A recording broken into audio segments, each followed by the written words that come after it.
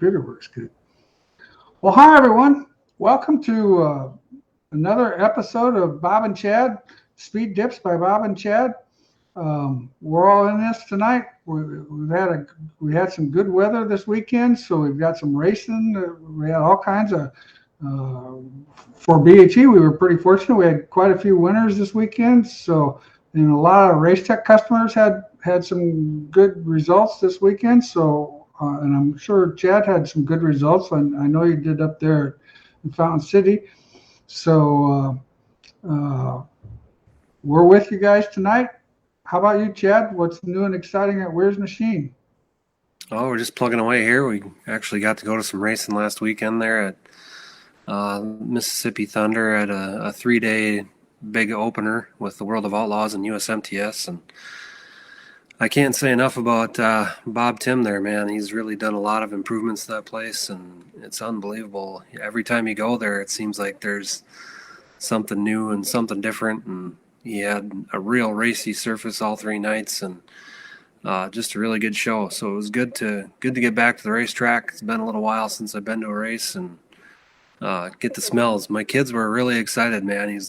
He almost ran up behind the first car that was running so he could get a little whiff of it. But it's always good to get the season going and get out there and get the smells and the popcorns in the air and the race fuel. And so it's good to get back to the track. Yeah, I didn't go this weekend. Bobby went to Boone.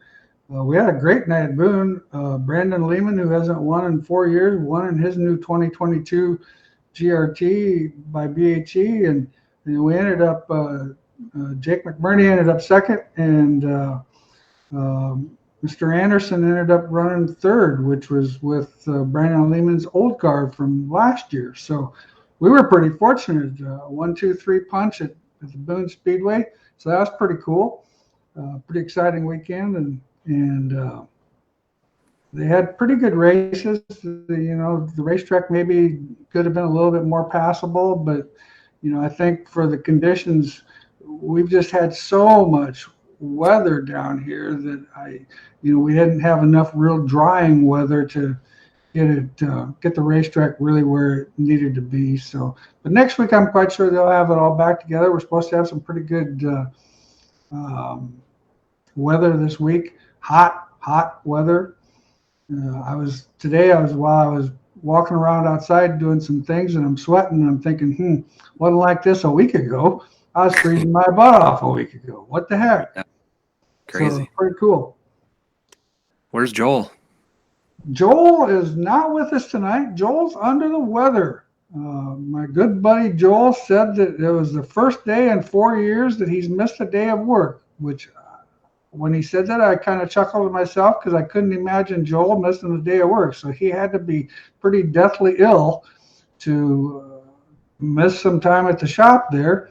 And so Joel's going to be with us next week, or in 2 weeks, when we come back in 2 weeks for the show there. So he's got a rain check for the night. So it's going to be you and I, Chad. We're just going to have to tough it out and see what we can do to help these guys out. First question of the night. I'm going to scroll back. Dan wants to know, I have a right rear trailing arm in the third hole from the top on the chassis and the second hole from the top on the rear axle with the Wehrs bird cage. What would happen if I raised both one hole, USRA B mod, second hole from top on chassis and top hole on the bird cage? I've never actually went that high on the cage, so I couldn't tell you from experience. I think it would make it extremely tight. Well, the closer you get the arm to the axle tube centerline too, it's going to make a more drastic wheelbase change. As far as the chassis side, we don't know what you got for a chassis, so an angle reference would make probably more sense to us to help adjust. But yeah, it would definitely change the amount of wheelbase change. Yeah, and it would definitely, in my opinion, if you raise it, the closer you get to the axle housing, the tighter it's going to make the car, because the right rear just doesn't, like you said, the wheelbase doesn't change like it does with it down lower. Okay, next question. Brent says, Chad, on your limiter with the Belleville springs, do the ones without the pucks. Chad, on your limiter with the Belleville springs, do the ones without the pucks. Do the ones without have pucks? Can you take a Belleville spring out of a 265 limiter, chain limiter, and put a 291 puck in its place and have a quick adjust bushing chain limiter?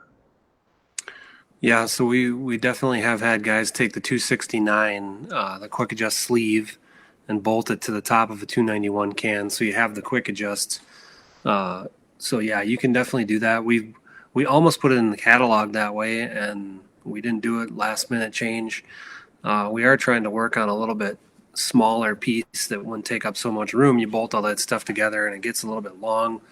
But the quick adjust definitely is cool.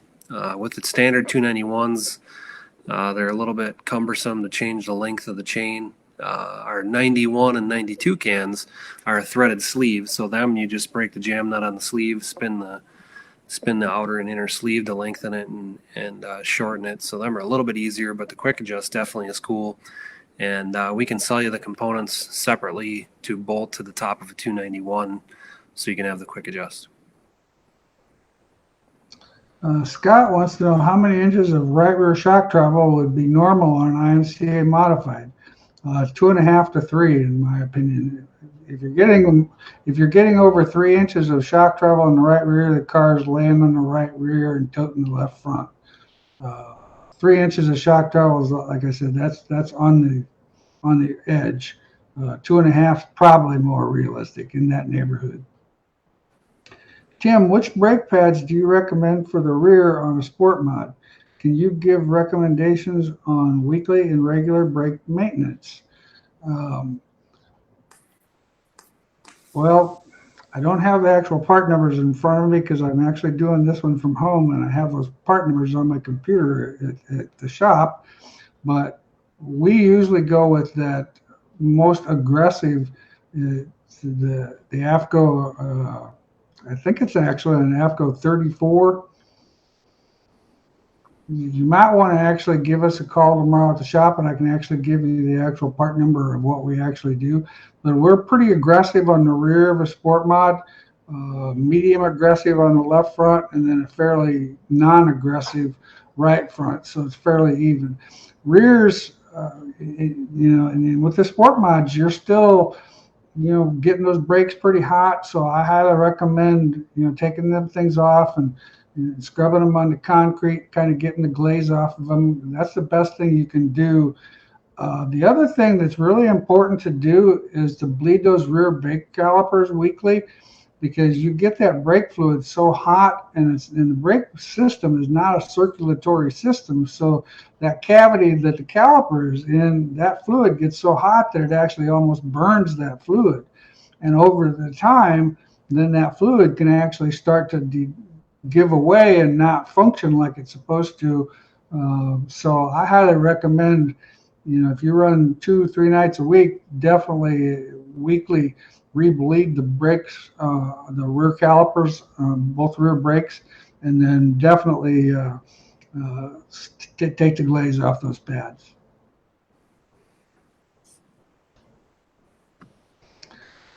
May month, maybe 50 degrees, maybe 90. Boy, Paul, you hit the nail on the head. Yeah, just, we're going to get the 90s the rest of the week. Gosh only knows what we're going to get next week. I haven't even looked at what the long-range forecast is. More than likely, if it's like it usually is, we went from freezing to scorching, and we'll miss that whole spring period where we get those nice 70-degree days for a period of time. I think we're going to probably, we gave those up with all the rain, I think. Todd, hi, Todd. How's things going? Mr. McFarland chatted in there. Chad, we switched our left rear over from a standard chain limiter to the M91 chain limiter and the red and gray pucks.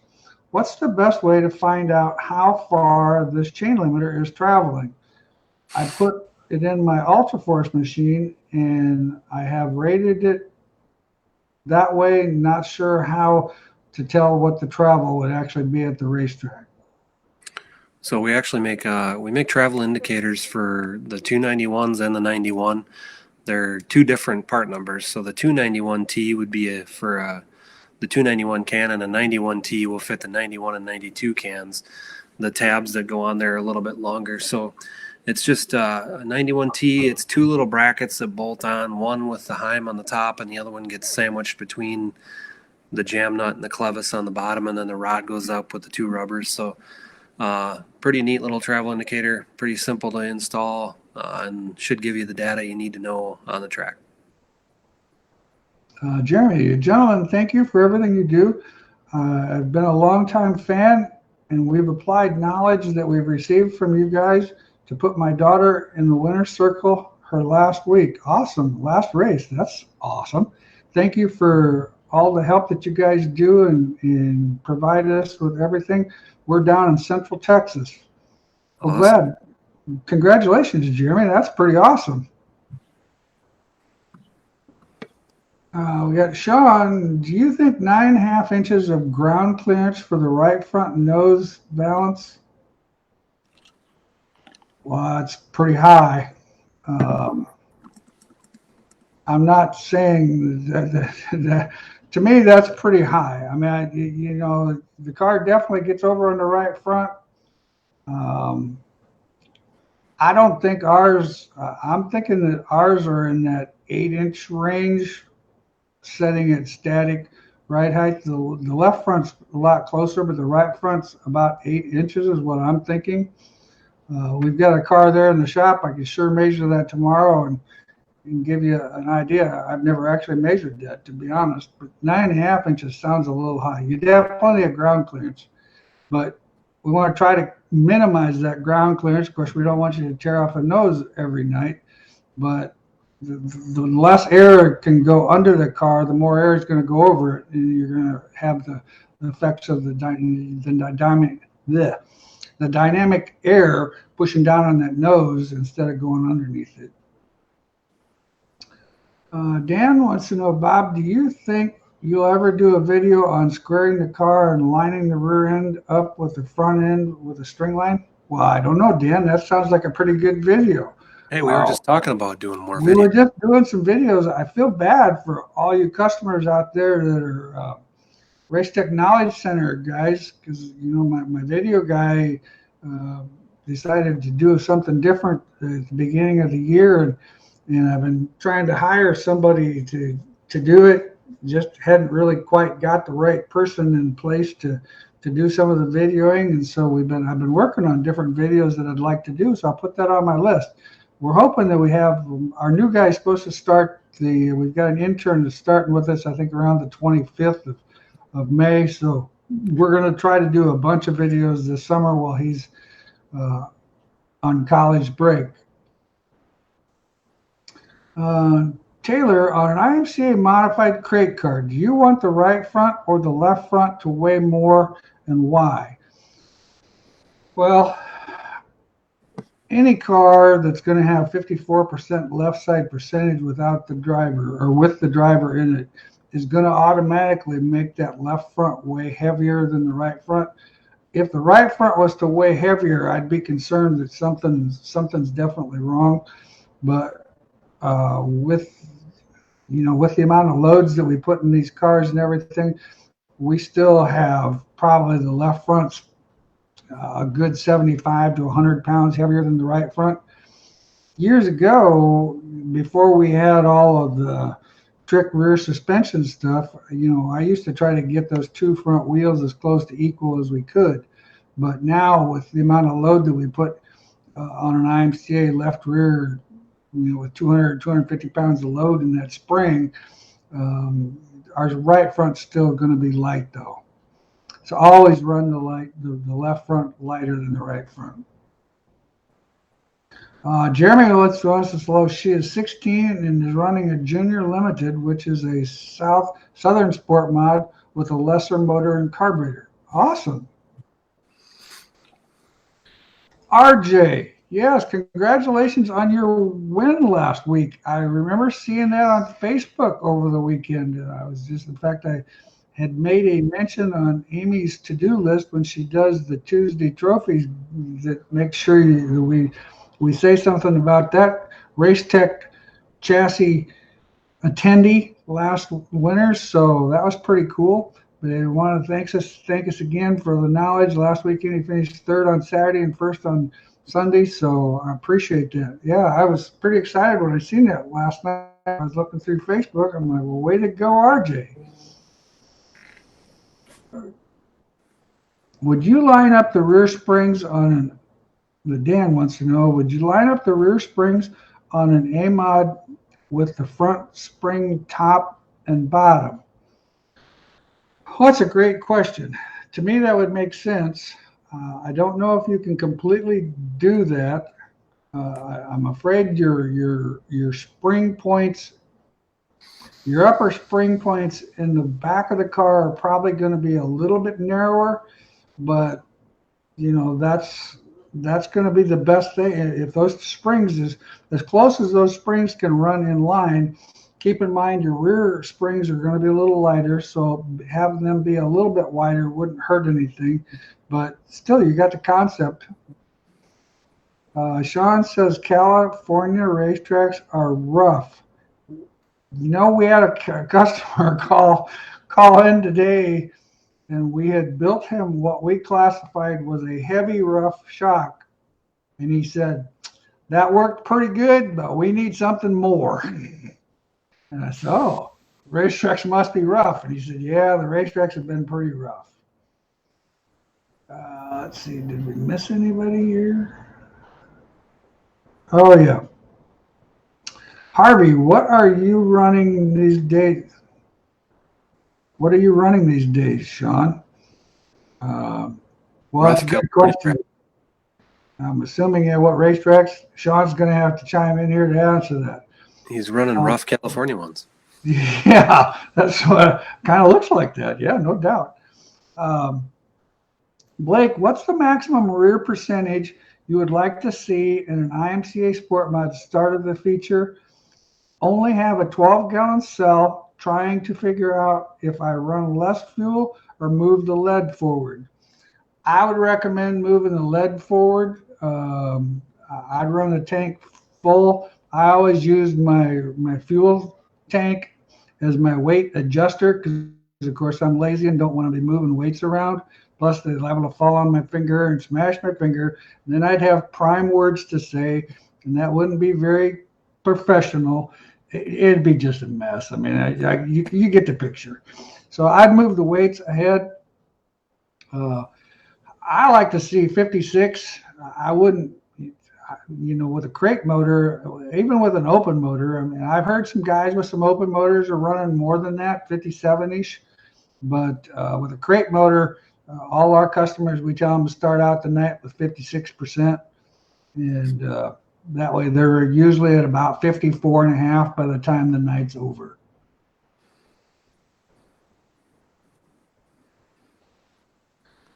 Taylor, thank you guys for doing this all the time. It's amazing how much knowledge is rolling around out there. Sport Mod is just a loose off.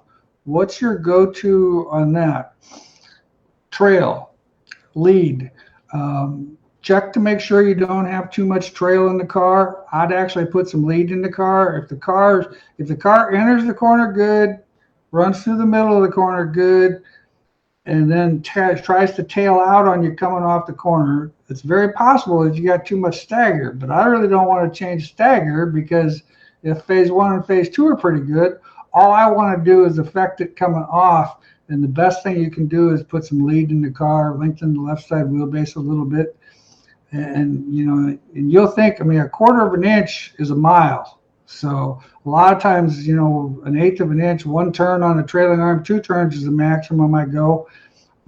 Sometimes there's racetracks that start out slick and get slicker. So we'll end up having, have a 1/2 an inch of lead on a real slick racetrack. But I would rather run the lead and keep the stagger in it so that I can roll the center of the corner better. What's your thoughts, Ted?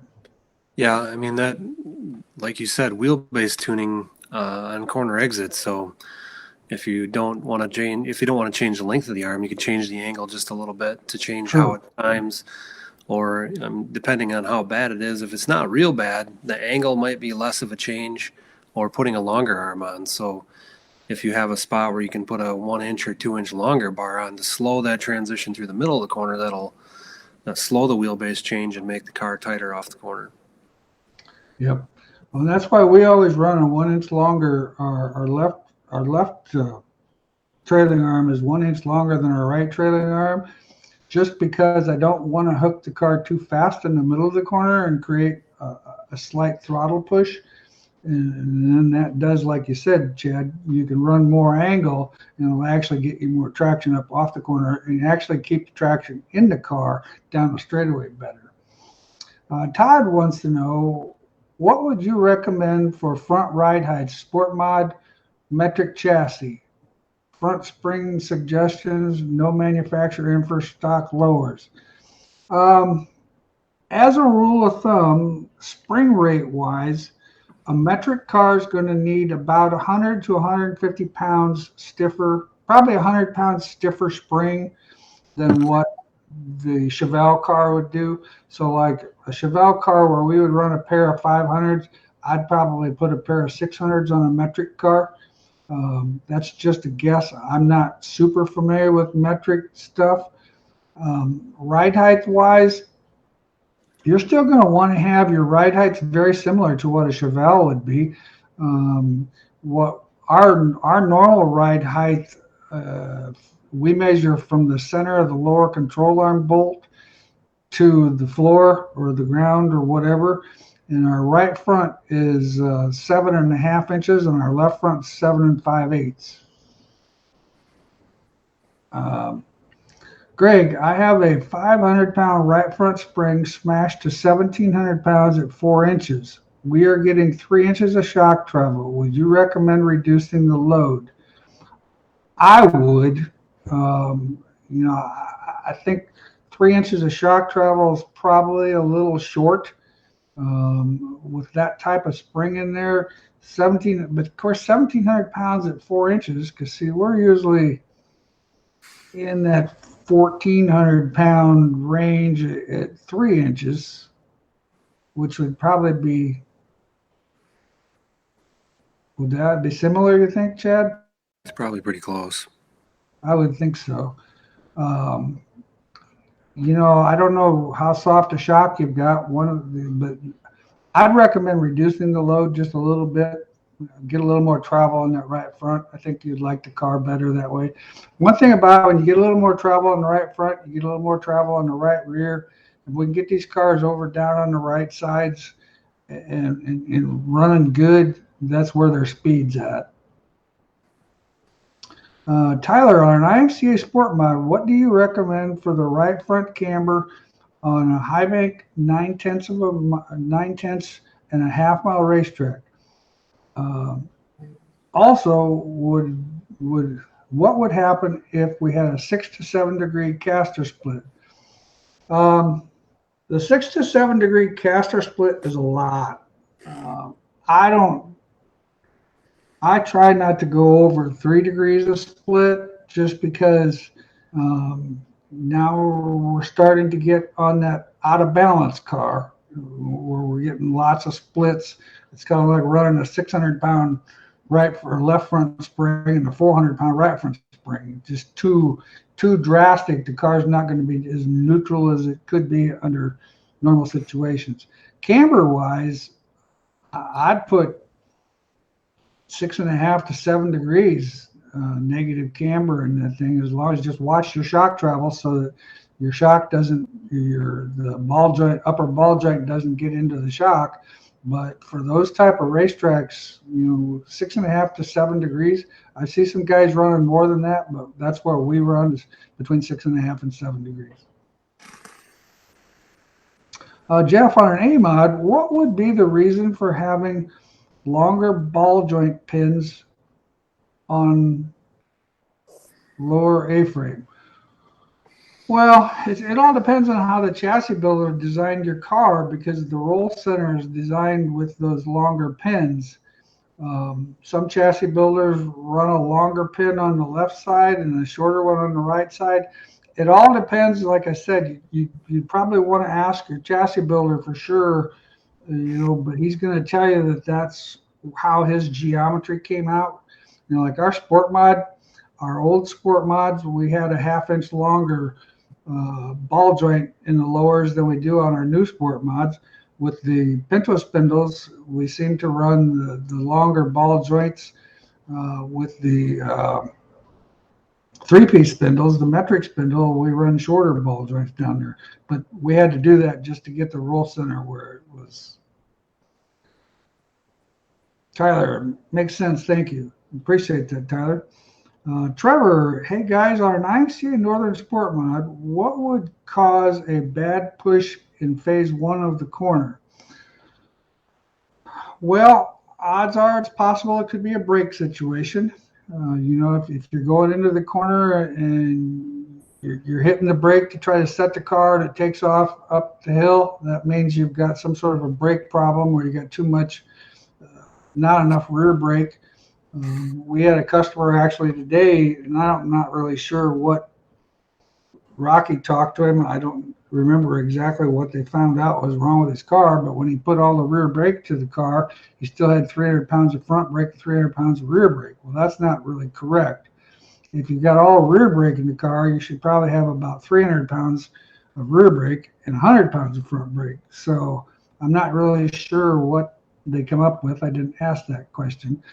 The other thing would be, if the car's rolling on the right rear too much, usually what will happen is the car goes into the corner, and as soon as it takes a set and you pick up the throttle and it starts to push, that could be actually too much side bite on the right rear. So if you're getting a lot of roll on that right rear, that can definitely cause a bad push on corner entry. Soften up the left front spring.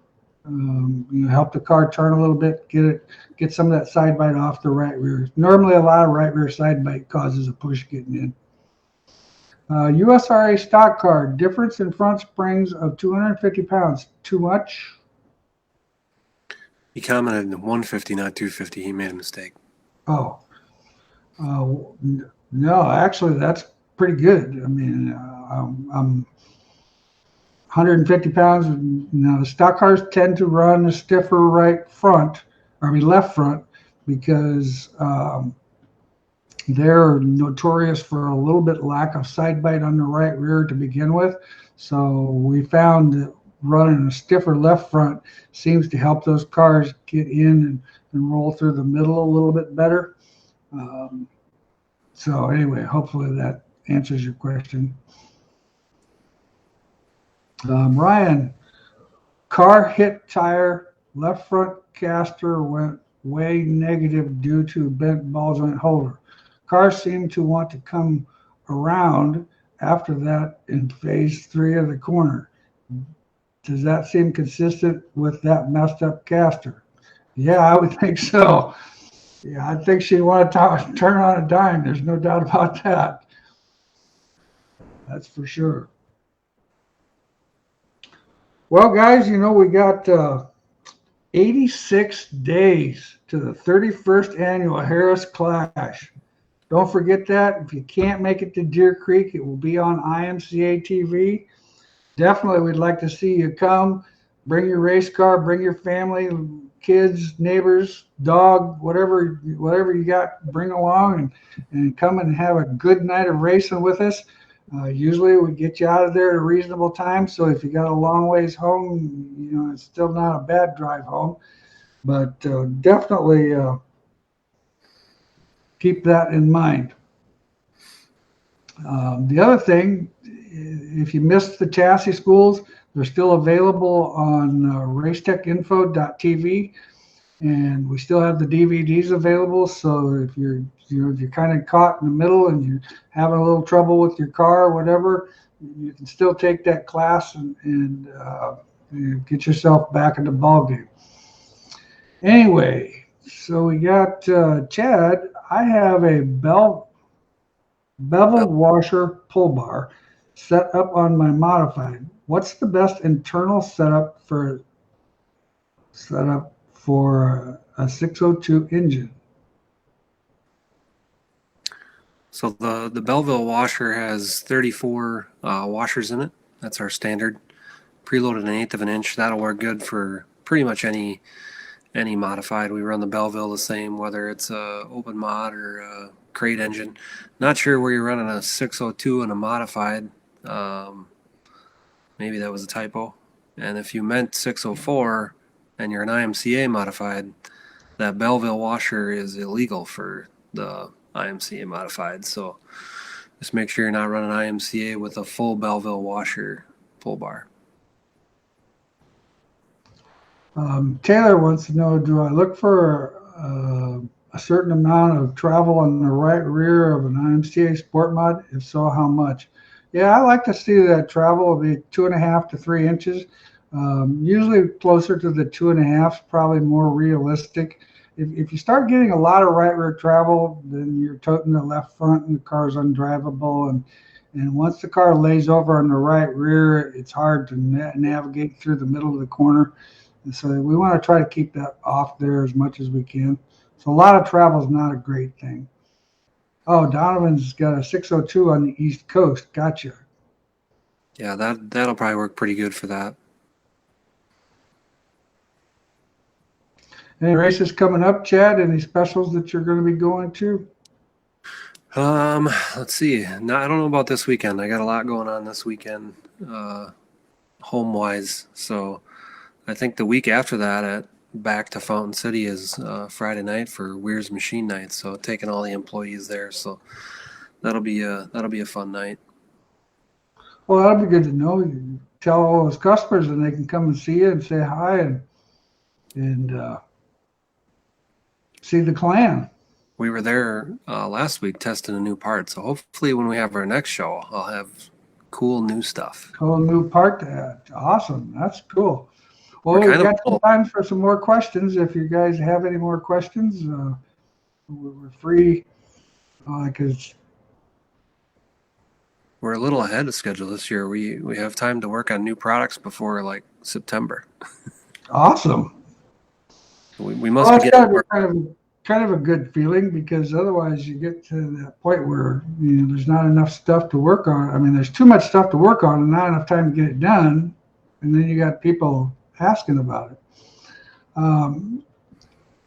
RJ said, putting a 1-inch offset wheel on the right front, will that tighten or loosen the car on entry? Well, in my opinion, that would actually tighten the car. In a sense, it'll tighten the front end of the car. It's going to definitely make the front end feel softer. It's going to change your wheel to spring rate is going to be a little different. So it's going to definitely get the car on the right front a little bit more. But then with that wheel out there an inch further, it's going to be a lot more stable. As far as tightening it, I really don't know if it'll actually tighten the front end of the car up, but it won't really loosen the rear of the car up. It'll just make the car feel like it's more in control. Chad, how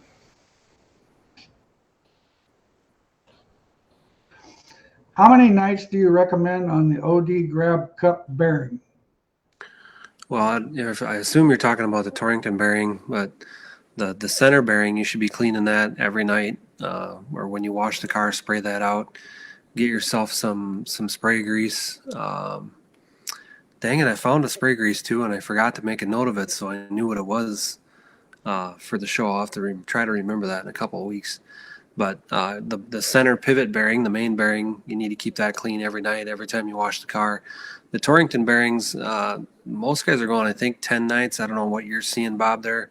But if you use a thicker wheel bearing grease, like a red and tacky Lucas oil, we don't recommend a synthetic on any of the Torrington bearings, just because when they get warm, they're not sealed, so they're going to sweat that oil out of them and make a real mess. And the thicker greases make a dirt barrier, and help them to stay cleaner longer. So that's what I would recommend for that. Yeah, definitely, for sure, every 10 nights. Just kind of depends on where you're going, and don't be holding that power washer upside down spraying underneath the bottom and trying to get that top of that right front spring clean. That's an absolute no. Leave that, wipe that off with your rag after the fact. Michael, what kind of shock travel do you recommend for stock cars on the rears? Well, the stock car is going to be about the same animal. I mean, your left rear, you're not going to get a tremendous amount of shock travel because you're going to, well, actually, the way that suspension works, you're trying to hike it up and it's going to come down. So you're still going to get probably 3 inches, 3.5 inches of shock travel there. But the right rear, same concept. 2.5 to 3 inches is really all you need back there. If you're getting more than 3 inches of shock travel, now keep in mind, this could all vary depending on where your shocks are mounted and what angle the shocks are mounted. If the shocks mounted inboard versus outward, it just depends on where they're actually mounted. It's going to vary that a little bit. But as a general recommendation, that 2.5 to 3 is, I definitely don't go over 3. If you start going over 3, the car's toting that left front and it's just not going to be drivable. Now you see a lot of stock cars nowadays they're toting back in the day when they talked about the modifieds and leaving the left front alone, they rewrote that script talking about some of the stock cars today. Some of them guys have seen some pictures last week on Facebook that I'm thinking they're lifting the left rear too. I'm like, whoa, I think that's a little massive. But needless to say, once you start doing that, the car gets a little harder to handle and it's a little harder to predict. You're still better skimming that left front. You're much better off. Stock rear spring split. What do you recommend? Front rear springs, left front 1150 and the right front 950. As a rule of thumb, your fronts are pretty close. Now we've got some guys that are running softer than that. The tendency is to run a little bit softer. On the rear, right rear 250 and left rear, 150, 170, or 125 to 150. It just depends. The stock car is a 2,950 pound car. You still got to have a certain amount of spring in that left rear. I know some guys are running those 100s, but that spring's not going to last with that kind of weight of a car. So my recommendation is a 125 or a 150 left rear and a 250 right rear. Let's see. Chad, can you update a 2016 modified or is it too old? Well, any car can be updated. I don't think there's such a thing as any car being too old. The biggest thing is how many nights it has on it. Once these cars start to get to the point where when they're getting to be 100, 120 nights, we're starting to overextend what we expect the life expectancy to be out of the tubing. You're just going to find the things just going to start cracking here and there, and it's just those cars are designed to flex, and they're not designed for lots of life.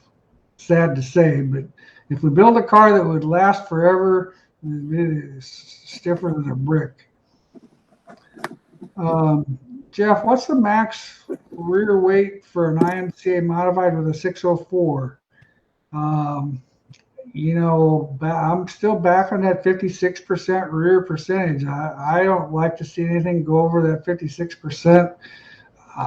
Kind of want to be in that 54 to 54 and a half after the race is over. 54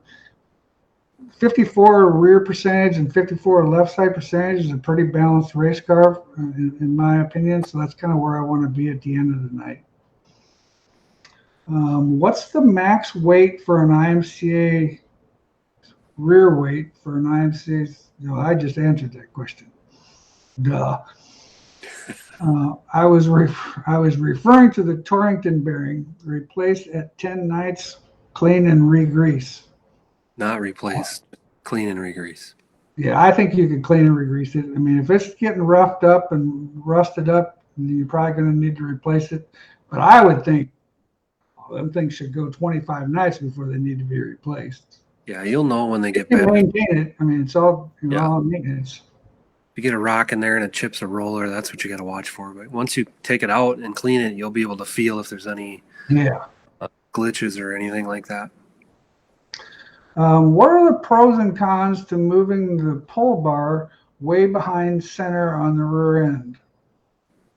Well, I've never actually, and I know there's some guys out there that are doing that nowadays. I've not experimented with it behind. Years ago with the hair stuff, we were 4 inches behind center, and then we went shorter. We were back 4 inches behind center when the cars were getting quite a bit of movement in the torque link, and so then now or the pull bar. Now that we've shortened up that movement in the pull bar, we went further forward. What's your opinion, or what are you seeing out there, Chad? Well, I think as long as if you're, like you said, keeping the travel short, if the pull bars are only traveling an inch and a quarter, then moving back behind center line is going to definitely be more traction. If you're in an open car traveling 2.5 inches, you're never going to be able to go past that. You're going to want to stay at least 1 to 4 in front of the center line to make sure that when it's pulling the pull bar, it isn't camming over the pull bar at max droop. So, but there's definitely some traction there on a solid pull bar or a short traveling pull bar.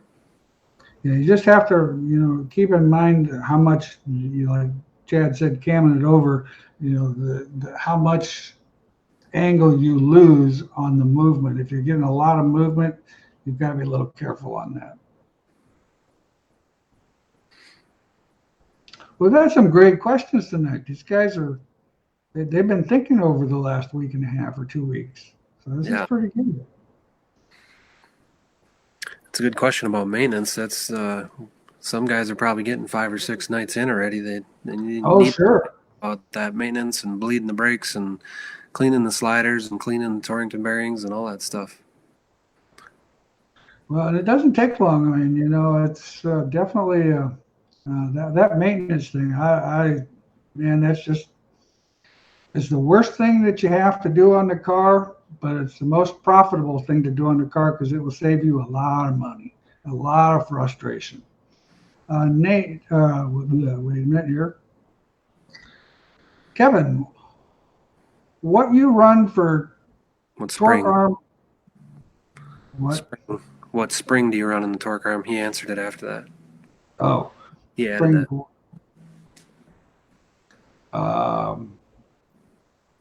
I'm not 100% sure on that one. I've heard 250 is kind of what the number that keeps in. We don't, with the IMCA stuff, we don't run a torque arm, so I'm not as familiar with that.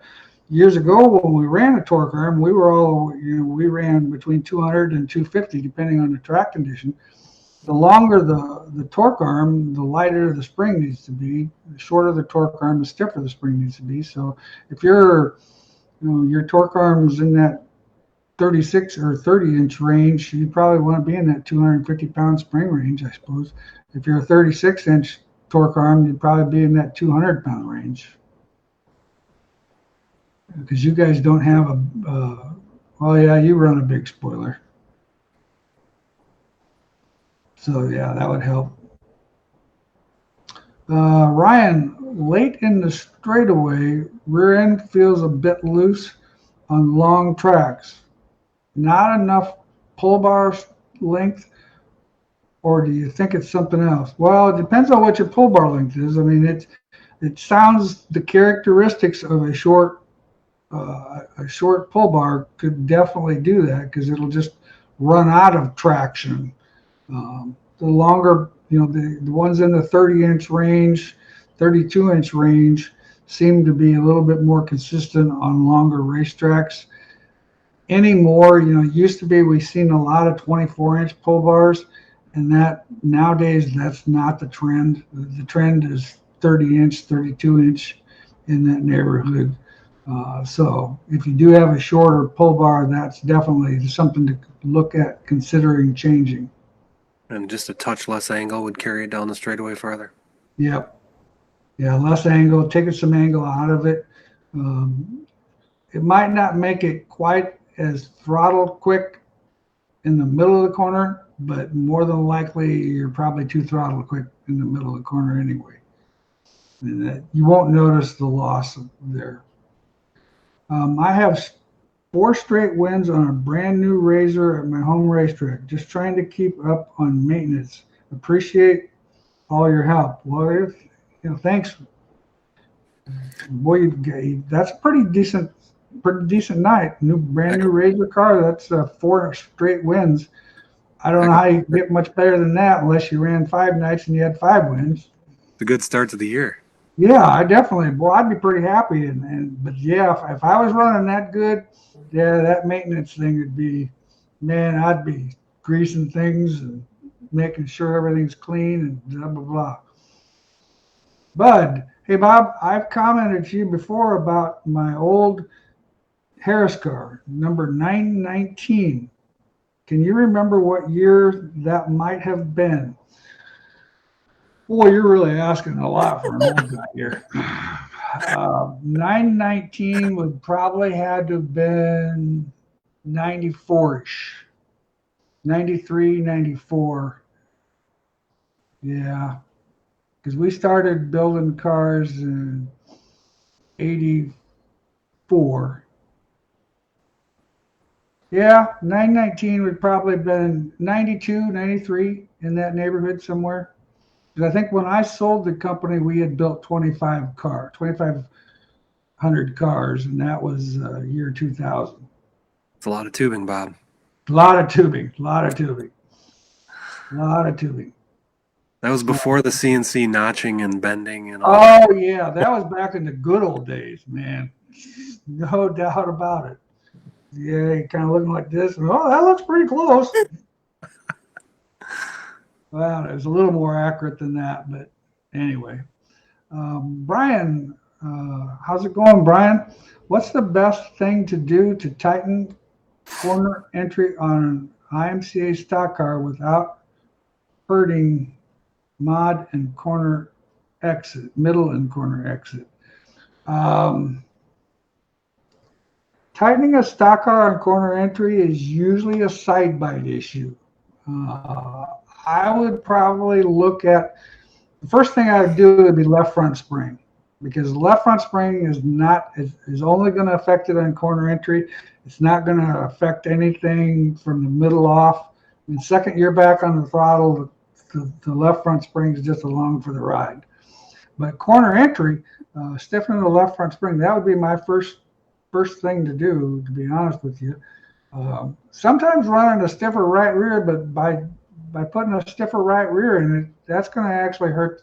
That's going to affect the whole corner. That left front spring is going to be corner entry only. So that would be my, take on that. Those guys are asking me to think really hard here tonight, especially with that 919 car. I'm like, Took a little time there. So is that counting everything you built, late models, or is that just modifieds? Modifieds. Just modifieds. Did you build late models too, right? Yep. Yeah. Yeah, I would say we probably built 100 late models, maybe. Yeah, that sounds about right. But the modified thing, we started the modified thing in 83, and we just kind of played with it.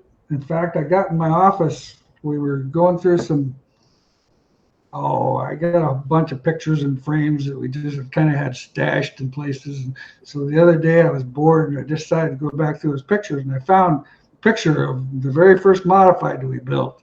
And so that was pretty cool. It was actually the modified project that I talked to you about a couple weeks ago.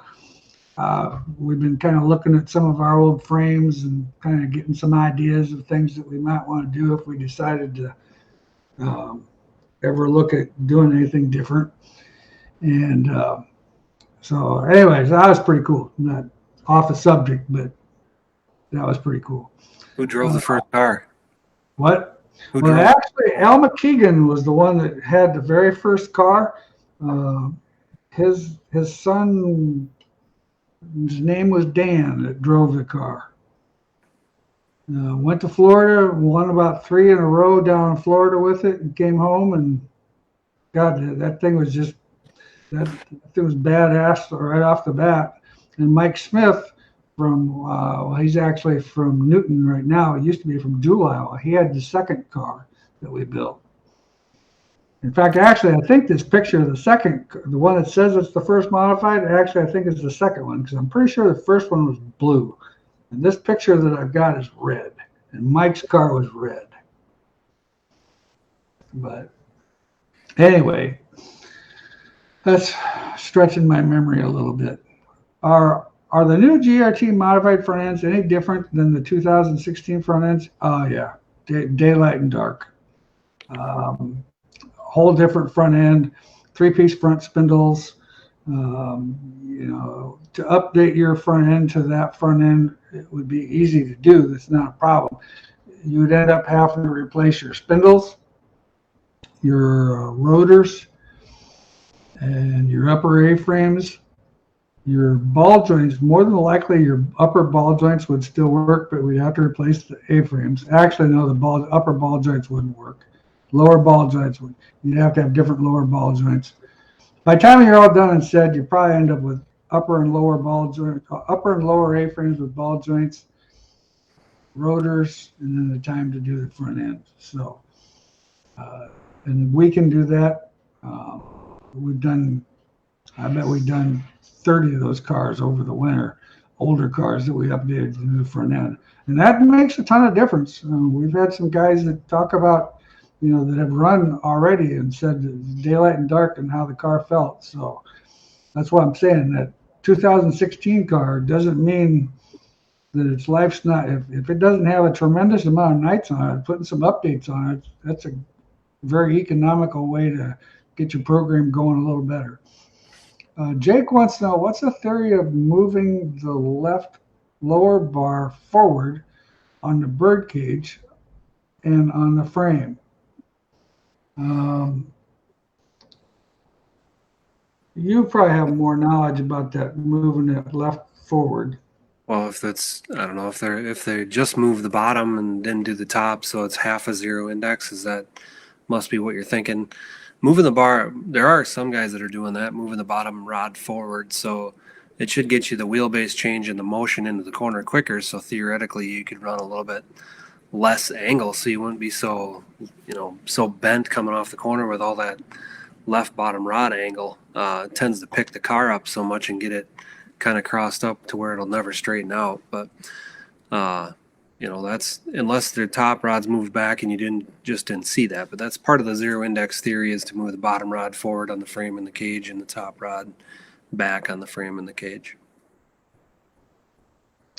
Chad, what's your recommendation maintenance for your bearing bird cages, and how often? So I would say every 5 races, you need to take the shocks and springs off, or shock spring 4-link rods, and relocate that grease and get your hands on it, rock it side to side, make sure there's no movement, make sure there's no glitches in the bearing, and that just relocates that grease. They're a sealed bearing. You don't need to put any grease in there. Some guys do put a Zerk in there, but you're just going to fill it up with grease and pop the seals out. So get your hands on it, take the rods off, spin it, make sure it feels good, and hook everything back up and keep going. As long as it feels good, you can run them bearings. I think we just had a pitcher tech support, got a tech support call to service a cage. They needed a plate, and I'm pretty sure that cage, history lesson again, that cage I believe was built in 2009 when we first started building cages, and it had the same bearings in it. So really, I don't know if he was running a couple of nights, or if that car sat a while, or if they just did that good of maintenance that them bearings still felt good, because Billy asked him if the bearings felt good, and he said yes. So these bearings are pretty good. If you take care of them and maintenance it and spin them, they should last you quite a while. Well, and the worst thing you can do in those rear bearings is overwash them. Yeah, water is your friend, but it's also your enemy. Yeah, I mean, it's nice to have things clean, but there's certain things not pressure washer clean. There's a lot of things that, I guess when we're on it, we might as well talk a little bit more about it. But anytime you use that water, when you're spraying that pressure washer, stay away from the the gap in your clamp rings, that's where the water generally enters into the bearing and then into the housing and then ruins your life, because water will get in there and you can blow it off all you want, but once you blow it off, you're blowing it into the tube. So you need to really, whoever's washing the car needs to pay attention where they're pressure washing, and make sure that as soon as you're done, you got another guy coming with the blow gun blowing all the water out of there to make sure it doesn't go in there. But again, not spraying directly at that bearing. You don't spray directly at a shock seal. You don't spray it directly at a slider shaft seal. You know, you gotta, whoever's cleaning the car, it's usually probably your youngest, newest team member, but you need to make sure that they're trained on what to and what not to do, because it can affect the longevity of your parts over the long run. Yeah, that's kind of one of them deals where having it too clean sometimes can be almost as bad as not doing as good enough job. Aaron wants to know, what's the best starting pinion angle on an IMCA modified rubber bushing pull bar? I always set everything at 7 degrees, 7 to 8 degrees. With that rubber bushing pull bar, 7 degrees would be perfectly fine. And then Aaron also wanted to know, where do you like to see the bubble on the level or on the left rear zero index cage at ride height? 1 to 3 degrees into the spring is generally where we start at ride height. Good to know. Yeah, that pressure washing thing, I mean, like I said, I get really irritated if I have to work on a dirty car, but I'll be fine if there's a little bit of dirt. I mean, if there's not, the bird cage doesn't need to be spotless clean. You can wipe it off. That's what they have hand towels for. And your shocks and stuff like that. I mean, we definitely, and you know, in the rebuild business, we get those guys that they don't believe in cleaning them shocks. And boy, does that go over really good. We got some in the other day that, I don't know, they look like they'd run 35 nights and never hit a freaking hose anywhere. And I mean, they had oil and it looked like they must have blew the engine or something. And I mean, had oil all over them. They actually got a cleaning charge because, well, you know, kind of the humor in my shock department is sometimes a little shaky to begin with. He wasn't thinking that was all that cool, to be honest. But and Rocky grumbles too sometimes when he has to work on some pretty dirty cars. But like I said, there's a definite difference between clean and too clean. Well, we've got time for a couple more questions. There's one there. Okay. Are zero index cages an advantage, or is it more of a preference thing? Well, what do you think, Chad? In my opinion, I would run it all the time. So what zero index does is it takes the bar lock bind out of the left rear suspension. A lot of guys put it on, go out and race it and give it one chance and say that's the worst thing they've ever driven. Well, and no doubt it's going to have more traction in the left rear. Generally, the first problem is your free in because you got compliance in the left rear suspension. So it's definitely a tuning tool. It's not one of them move the bars and go to victory lane things. There's definitely a rebalance when you go to zero index. But like I said, the advantages of it outweigh the disadvantages of it. So I would run it all the time if I had a car today.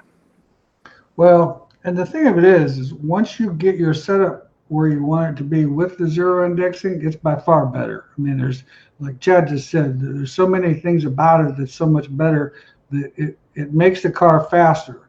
It's just, where some people got confused, they thought, well, we just change a couple bars in the back of the car and we go out and we're going to be kissing trophy girls. Well, that's not the case. I mean, you change the balance of the car, so now you have to rebalance everything else to get your balance back. Once you get your balance back, you're going to find you've got a better race car with the zero indexing balanced correctly than what you had before. not having that way, just because the car's freer. It is going to be freer getting in, so you're going to need to tighten it up a little bit more getting in, but from the middle on off, it's so much better. Jim, Bob, when talking about pinion angle, it's important not to go over the zero. Also, please talk about pull bar front of center rear end housing versus more centered. Well, yeah, I just as soon not see it ever go past zero. That's definitely, if I had to run 8 degrees to not get past zero, I'd rather run 8 degrees in that aspect. When you move the pull bar to the left or to the right, whichever tire you move it towards, whether it's the left front tire, the right front tire, that's, when you move it to the left, you're going to influence the left rear tire more. When you move it to the right, you're going to influence the right rear tire. We found now with some of the limited horsepower that we had before, we used to have, we would move them to the left because we had so much horsepower. We had way more horsepower than we could ever possibly needed to run on that IMCA tire, or that limited tire that we all run on a modified. And so now they've kind of decided, that moving it to the right kind of helped it gives you a little bit more side bite getting in, and it doesn't overload the left rear. And that's the biggest thing with a crate engine, is you can't overload it in the middle of the corner, because with a crate engine, it's all about momentum racing. I mean, you got to have speed. Phase 2 is where whoever's fastest in phase 2 is going to win the race. And that's just pretty much about it. Taylor, also, do you reference brake floater on the left rear, or clamped do you prefer? The brake floater clamped on the left rear, or looking at buying cages soon? Thanks. So the years ago when we first developed the combo cage, we call it, was so that you could do both. So we pretty much innovated the brake floater versus the clamp to the cage, and gave you the option to simply do it by removing the arm and put 2 bolts in. So I would say that being able to tune and have the option to go back and forth is very important. So brake floater, I would run on a bigger, more sweeping corner, and the clamp to the cage, I would on a short track where you need to turn and rotate quick and get going in a hurry. But some guys will put it on the cage and run it everywhere they go and just adjust how much they brake. So the on the cage clamp to the suspension cage is going to be more effective than the brake floater arm. So it's definitely one of them things you need to try both ways, get used to it, and run whichever one you feel suits your style best. Yeah, because it's definitely a driver preference type thing. I personally like the brake floater for what it does to the race car, but once again, some guys, it just all depends on how they use the brakes and how that works. Jim wants to know, how about a pull bar location forward of center to the rear of the housing and back? Well, forward, usually depending, in my opinion, if my pull bar is getting 1.25 inches of movement, I would run it 2 inches behind the center of the housing. That is a normal, that's the new norm. We used to run it ahead of the housing, but we found that there's actually more traction running it from the center behind. But if you get a lot more than that, once you go past 2 inches behind the center of the housing, if you're getting more movement than that needed, then you need to work on your movement of your pull bar, because you're getting too much movement. And too much movement on a pull bar basically is wasted time. You're killing track. Your lap time is going to suffer because of that, because it's not quick enough. It needs to be more responsive than that. Well, another great night. Great questions tonight, man. I gotta tell you, the guys did awesome with questions, and that was pretty cool. And so I had a good night. We'll be, see here, today is the 9th. So we'll be back here May 23rd. And May 23rd, we'll have our good buddy Joel Smith from Close Racing with us. Joel is under the weather this week, but he'll be with us in a couple of weeks. At least I hope for sure he's with us in a couple of weeks, because if he's under the weather that much, he's got some serious stuff. But Thanks, Chad. Thank you, Yeah. everybody, for watching. And you guys all have a great night and a great week. And good luck this next weekend. Thanks and take care.